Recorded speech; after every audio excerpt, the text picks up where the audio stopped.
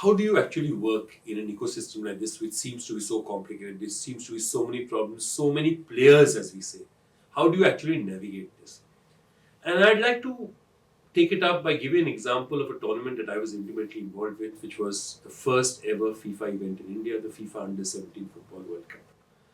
Just to recap, it was the most successful junior event in FIFA history. More than 1.3 million people went to stadiums to see it, and it's easily the most successful event in the juniors in both FIFA history and in Indian history.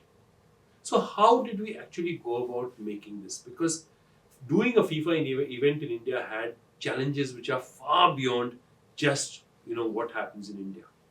What are the challenges? The first challenge was the burden of legacy. If you remember, the 2010 Commonwealth Games went fairly well on the ground, but the amount of issues of corruption that were associated with it and other factors associated with it gave India a bad name. So every time you tried to do a tournament, that burden was there. That are you trying to make money? Is this another Commonwealth Games? So you have the burden of that legacy of the Commonwealth Games which you had to overcome. Secondly, FIFA is an extremely controlled body. Their rules and the directions are very specific. Thirdly, you have a situation that FIFA can never happen without full cooperation from the government of India.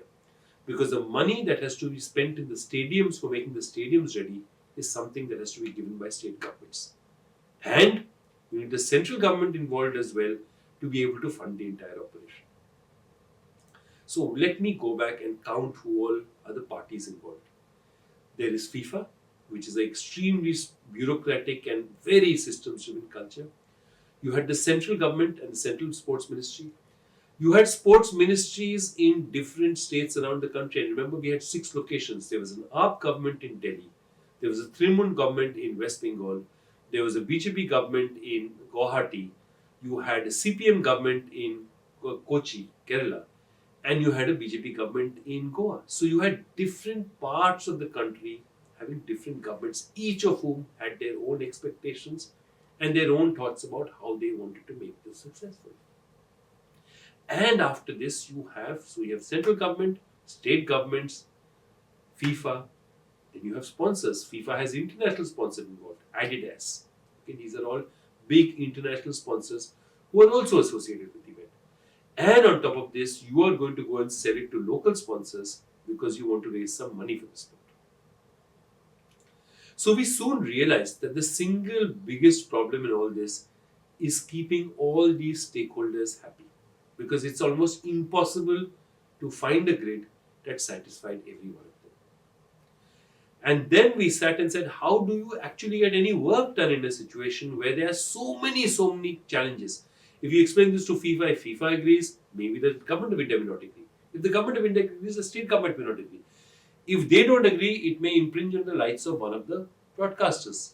So we have a situation where there are different people that we need to keep happy, and keeping all of them happy was impossible.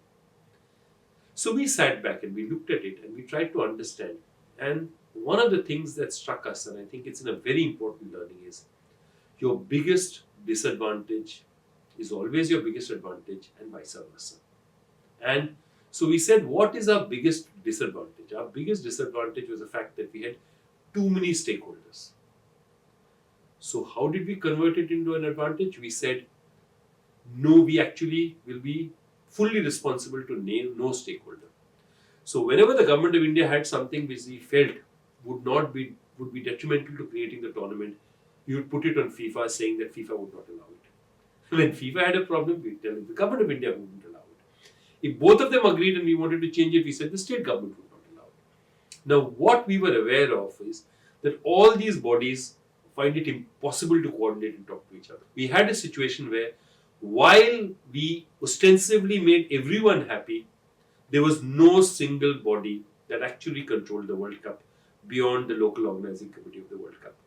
And that power and that ability to work with freedom is what made it a successful tournament.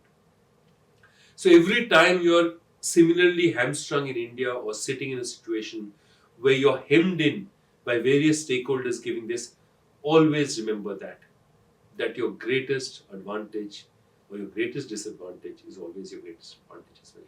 I think one of the big problems that we have to deal with is the fact that sport cannot belong to one such body. Sport cannot belong to a single body. That means if I am running a league in a particular state, I cannot stop other people from running it. Because sport at the end of the day is something which is a free market. If today somebody else, I run a volleyball league, somebody else runs a volleyball league, I cannot stop him from doing it.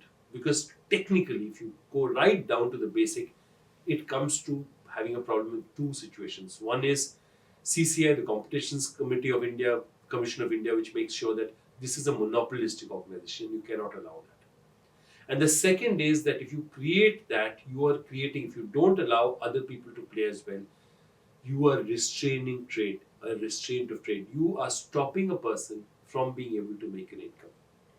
So while it is important that you have a very transparent system to decide who plays for your state or who plays for your country, you cannot decide who plays within that state. There may be 10 leagues who are doing it.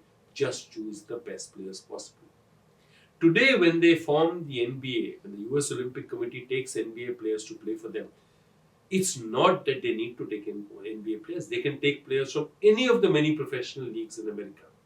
They take NBA players only because they're the best players possible. And therefore, we need to create a situation where the selection is a meritocracy of the best people possible, not the only official league possible. Because as we have understood by looking at the IPL's example when it opened up, that the free market is the only way to make sure that as many people are playing the sport as possible are incentivized to do well in the sport. One of the most greatest anomalies about Indian sport is the fact that we tell ourselves that we don't have enough in sporting facilities.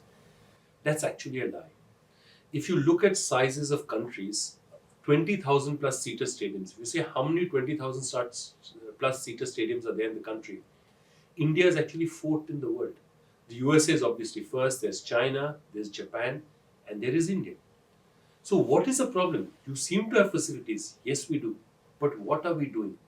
We are creating what we call white elephant facilities.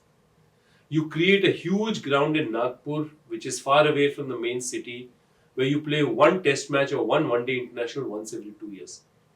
Other than that, the only matches you allow there are first class matches. What happens? That huge facility is used for nothing. Today, if you go internationally, the way to make facilities is to make them vibrant, to have many smaller facilities within the main facility. So while the cricket is not happening, maybe table tennis is happening, bridge is happening, badminton is happening, 10 other sports play there as well. You could be having a shopping complex out there, which is help paying for the rent and the upkeep of the place. And that is what we need to do in India. We need to come up with truly integrated facilities where people actually have an incentive. What we have now is white elephants which are used once or twice a year and then closed down after the match is finished. And that is a challenge for India. The challenge in India is not to create more facilities, it is to better use and create better systems for using even the facilities we already have. I think one of the great stories in Indian sport is what is happening in India is we don't realize it, and which is why it is very important for the Indian Sport Administration to take notice, is a huge rise in recreational sport. Because again, while we have finished our roti, kapra or makan generation, today we have reached a level of prosperity where fitness is an imperative. Anecdotally, if I look at myself and say, when I used to run 10 years before in the building downstairs, there'd be 2 people running. Today I go there and I see there are at least 30 people running and 20 people doing brisk walking. What does that mean? That means that this market is exploding. It's exploding in terms of facilities, it's exploding in terms of people who want access to sporting goods, it's exploding in terms of people looking for good coaching for their children, whether it's football, whether it's hockey, whether it's tennis, whether it's badminton, whether it's martial arts. And this huge system needs to be looked at in Indian sport, because not only is it an opportunity for us to get better at sport, it is a huge financial economy. It is a huge financial plus. And Indian sport over the next 5, 10, 20 years will grow much faster than almost any other this thing in India, any other economy in India. And there's a reason for it. The reason is the base in Indian sport is so small that there's going to be a huge amount of consolidation and a huge amount of development over the next few years. Today, one of the biggest growths that most of you are unaware of is the growth of private sporting facilities. Do you know that in the past 3 years, more than 600 private badminton courts have come up across NCR in Delhi? And this is just a growth now. There has been a similar growth spurt from the last 3-4 years in Mumbai with turfs to play football on. Maybe not full size turfs, but 5-on-5 turfs, badminton courts around the country. So, private facilities are growing all over the place. And the natural extension of that is even the private stadium. Today, there's a stadium in Ahmedabad called Transstadia Asia, which has a club on one side, a hotel on one side, but it's also a pitch on which you can play football.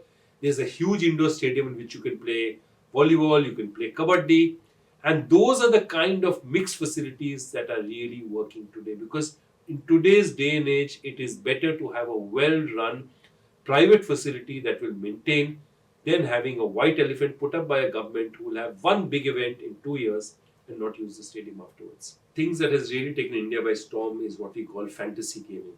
And what exactly is fantasy gaming? Fantasy gaming is basically a situation where a person does not just have to depend on making a team. They don't have to just watch the television. What can they do? They can make their own team. So you will ask yourself, why is it not betting? And there's a little rule out there which gives the difference between the two.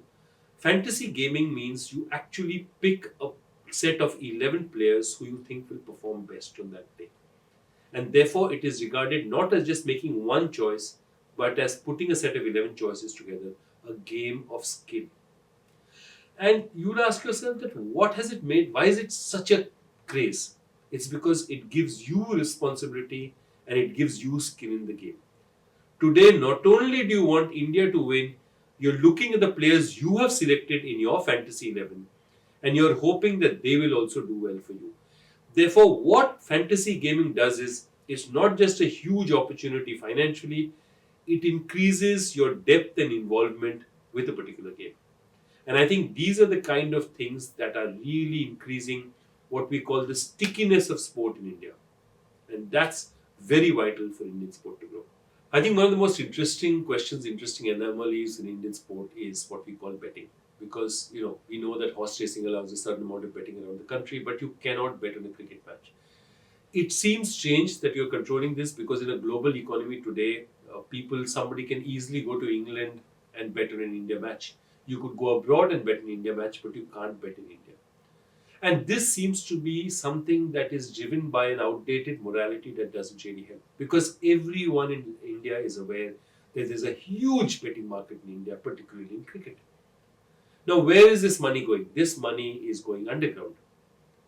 Isn't it better for the government to have a situation where this is legally done and you have a situation where this money is actually going into a market and you're aware of it? Most betting sites worldwide work with regulators to make sure that matches are not fixed. People like Sports Radar give you details because the moment they see particular odds rising in a match, they will tell you that there is something fishy about the match. So today, when you have the technique and the ability and the analytics to be able to make sure that betting does not impact Indian sport, there is no reason beyond a morality which is completely outdated that is stopping betting from being legalized in Indian sport. Because not only will it help Indian sport, it will help that black money come into the system. And our suggestion is take that money, take that tax and put it back into the Indian sporting ecosystem. Indian sport needs all the money it can, and it's necessary that that money comes in instead of going to some fixer or somebody behind the back or somebody else. It's better that the money comes in the open and is put out there. So to sum up, what did we actually learn in this lecture? What we have tried to cover are 3-4 basic points. First and foremost, the evolution of Indian sport, because it's very important to understand the history of where the sports evolved from and how the structures evolved to get an understanding of how this situation can now be put to our good. The second part of it, which is an extremely vital part of the Indian sporting system and an extremely vital point in Indian sporting history, is the evolution of private leagues. And what we have touched upon is how private leagues have happened, like the IPL, how they've been inspired, and how they actually act as free market forces that change the system. and how a free market in Indian sport has inestimably benefited Indian sport. The third thing we discussed is the structure of Indian sport as it is now. The central government, the state government, the various bodies, the various federations that are involved, and the challenges in having a system where there are a lot of stakeholders, but there's no one person to which you can pin the responsibility for both success and failure. And finally, we've taken a case study from the Under-17 Football World Cup and looked at saying, how can you combat situations like that and look at the disadvantage of the system and turn it to your advantage. These are our key learnings for today.